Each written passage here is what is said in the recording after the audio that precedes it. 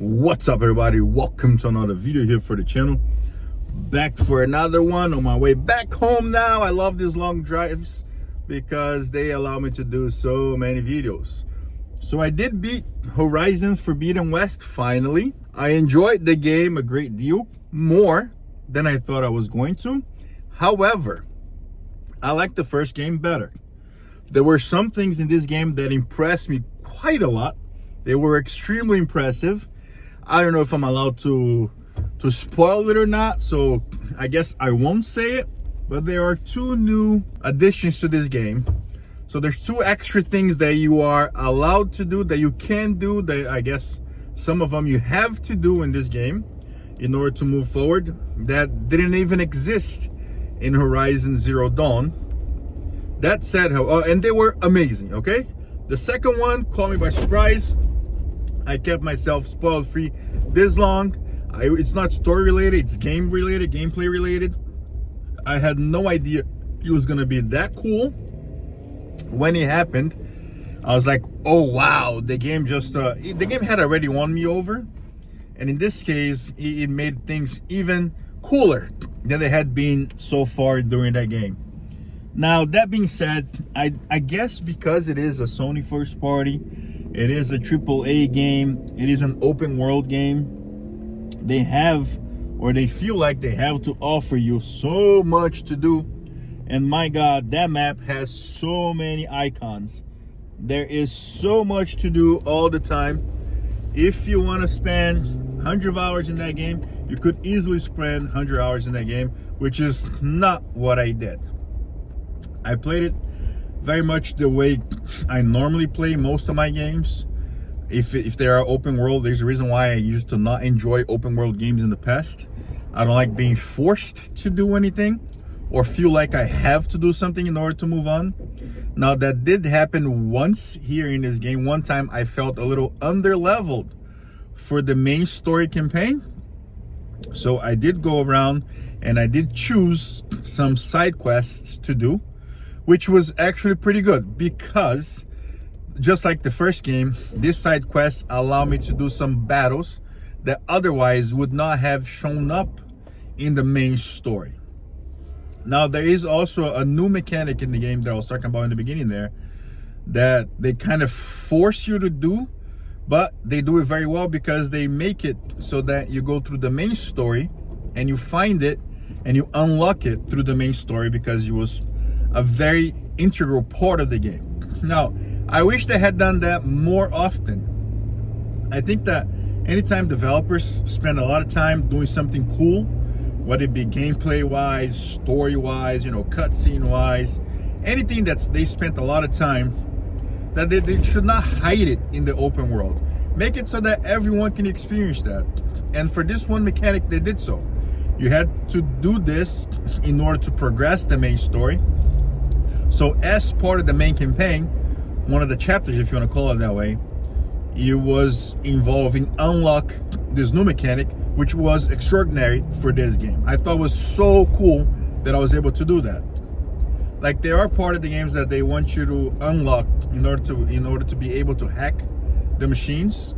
I only hacked 2 machines, and both of them were part of the main stories. One of them, like I said, it was integral, and one of the best things that I did in this game here, after I unlocked that, I only traveled that way throughout the whole story, and it was pretty cool. Now, if you are a completionist, oh my God, do you have your hands full? There's so much to do in here. The weapon wheel was one of my gripes with this iteration now. I think that the way they did the first time around was good enough.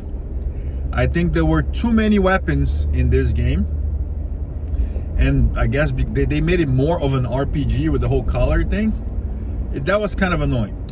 And leveling up your pouches was even more annoying. First of all, they gave you so many different pouches so you could keep your inventory, and I don't remember having that problem on the first game. But there are too many animals they have to find and hunt, and I didn't want to spend any time doing that. Whatever was in my way, I killed it. I might have upgraded some specialty pouch at some point, just a little bit, which made things a little better. But judging by some other weapon wheels that I saw in other people's gameplay, I did not do as much as they did. I didn't find the best armor as I did on the first game. The first game I had the best armor in the whole game. It was in a specific place. You didn't have too much to do in order to get it. And this time around, I guess they saw how people played the last game. They said, we're not just gonna give it to you freely. You're gonna have to work for it. And I did not do that because I play games to have fun. And even though I'm sure I would have fun going through all the missions, going through all the side quests, going through all the hunting grounds or the melee fighting pits, if it's not something I don't want to do or don't feel like doing at that time, I don't want the game to force me to do it. And they did hide some of the best, I guess, the best armor, best weapons behind some of these. Now, the side quests are cool to do because some of the best fights in the game are going to be unlocked, right? They're going to be opened by you going through the side missions. And at the end of side missions, usually, you know, there's a boss fight over there. And some of those are the best fights in the game, just like they were in the first game. And that is primarily the main reason why I play Horizon. I love the gameplay in Horizon. I love the bow and arrow mechanics. I think the traps played a much bigger role in this game than I remember playing on the first one. But I do miss, I don't know if I missed it in the game or if they just changed it for something else. But on the first game, Horizon Zero Dawn, when you were gonna fight an animal that flew, right? One of those storm birds. There used to be like a trip cast or whatever it is that you'll be able to shoot at the machine and tie it to the floor, to the ground, so that the machine wouldn't be able to fly. If there is one of those in this game, I did not find it. But there were some cool new additions in this game, new weapons, right? But primarily, we don't need 30 different kinds of bows, guys. I guess you need one up close and a long range one. In this game, you have an up close one, a mid range one, a long range one that specializes in fire, one that specializes in ice, one that specializes in something else. And then you have the different, I guess, some weapons that you can throw things at animals, some trip casters. There was one that it was almost like a machine gun that was pretty cool. I actually had 2 of those in my inventory. So yes, more options is always cool, but too many options that are like too similar to one another, it's very unnecessary. We don't need that many bow and arrows because we have to upgrade everything separately, and it's a pain in the ass, and it's one way that they're kind of forcing you to go look for specific machines, look for specific machine parts. But not only that, then you gotta look for wildlife, and then wildlife are in separate parts of the world. The map is huge, which is pretty cool. I still love unlocking all the toll necks. Some of them are extremely like story related. You have to unlock parts of the story in order to unlock some weapons or some new mechanics that will then allow you to go and unlock the toll necks. That was pretty cool. And the story in itself was still very interesting. I think that they open up, I don't know, do they open up the future for a third Horizon game? That would, okay, spoiler, I mean, I'm not going to spoil it, right? Where would the third Horizon game take place? That would be interesting to see. Some of the boss fights in this game, I did not enjoy it that much. They felt a little bit different than fighting the regular machines. Some of the best fights in the game are the machines, and that's the reason why most people should play Horizon Forbidden West or Horizon games.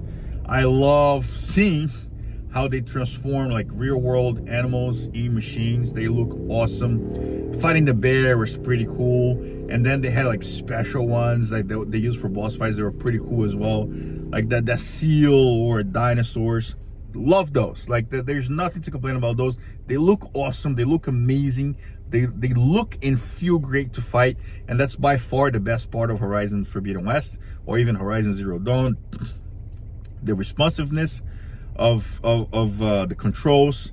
So it is a Sony first party game. It is a AAA game as it will be, but I also think there's too many things to do in my opinion.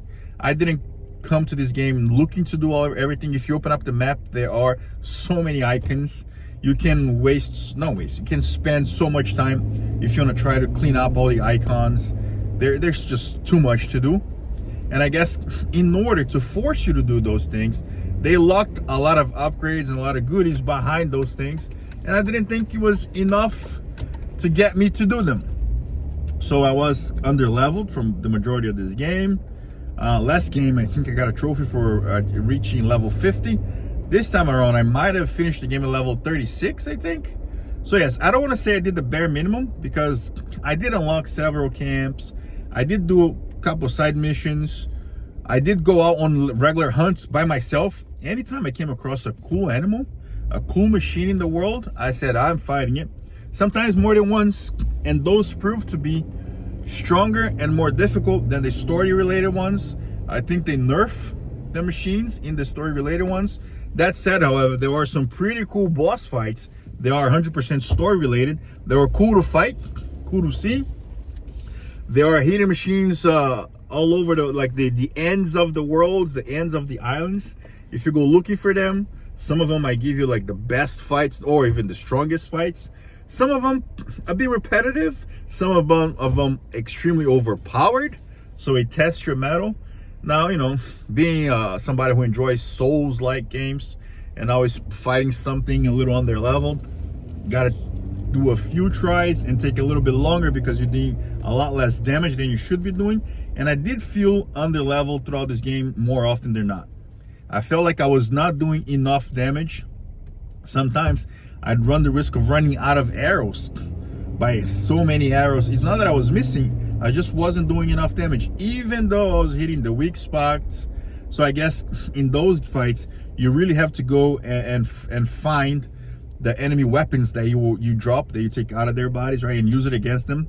Those are way more stronger than, those are a lot stronger than your regular arrows, even if you are upgrading them, even if you are using specialty arrows. Now, there are like enemy weaknesses in this game that they want you to explore, and you kind of do.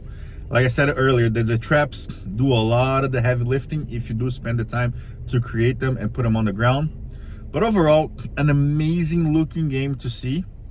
A pretty cool and interesting story to go through. I love the premise of Horizon Zero Dawn. I think it like they hit the nail on the head on that one. I love the idea that they are in the future, but it's also the past because the technology is gone and they're like rediscovering everything. Now, with this new story, they do open up the gates for something new and different in the future. I don't think they're gonna do that. If they do, it could be even cooler, because you could open up the door for the artists to be extremely creative if they have to do some kind of alien life in an alien planet. But I don't think they're gonna do that. I don't think it's even gonna go there. But it would be interesting to see, like, who are they fighting in the next game? What is the problem in the next game? Other than that, there's not much else to be said. I thoroughly enjoy my time with Horizon Forbidden West, even though I chose not to do everything that was available there. I barely did any of the cauldrons. I barely did any of the enemy locations to unlock them, or you know, to route them out of there. Like, there's a lot of puzzles. I'm not crazy for puzzles in games. Everybody was complaining about how Alloy gives you like the answers right away. I am so glad for that. I don't want to be looking all over the place to try and find the one hidden item that I don't see, the little hidden door or hidden window that I gotta break in order to pull something down so that I can climb over there. No, it's an action game.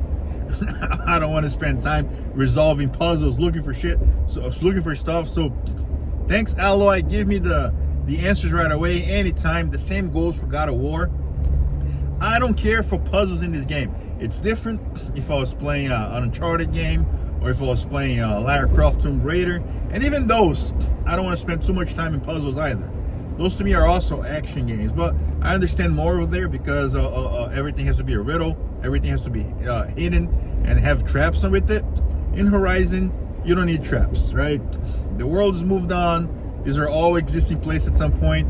And unless they're trying to do a pyramid and put traps in there for whatever, future people, or just to have fun with people, there's no reason those places should have traps to begin with. So, much like the first game, I enjoyed quite a lot. I recommend it. It's a lot of fun. I love these Sony first-party games, and this one did not frustrate me at all.